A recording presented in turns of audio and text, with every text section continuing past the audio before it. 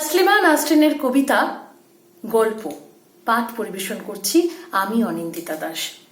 ভাজা মাছ উল্টে খেতে পারে না ধরনের এক ছেলে আমাকে একদিন বলল, আমার খুব কষ্ট।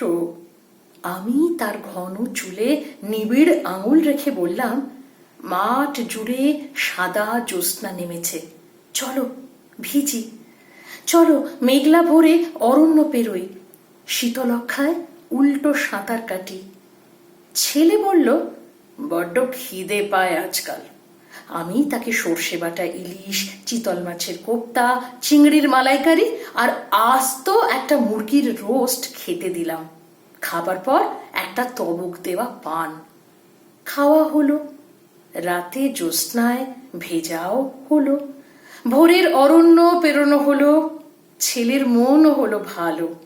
দুপুরের দিকে ভর পেট এবং ভর মন নিয়ে ছেলে বলল, যাই।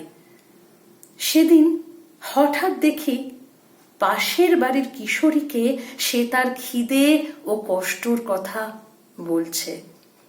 কিশোরী তাকে বসতে দিচ্ছে, খেতে দিচ্ছে। সেদিন হঠাৎ দেখি পাশের বাড়ির কিশোরীকে সে তার খিদে ও কষ্টের কথা বলছে। কিশোরী তাকে বসতে দিচ্ছে, খেতে দিচ্ছে। তাসলিমা নাসরিনের কবিতা গল্প পাঠ পরিবেশন করে শোনালাম আমি অনিন্দিতা দাস। নমস্কার।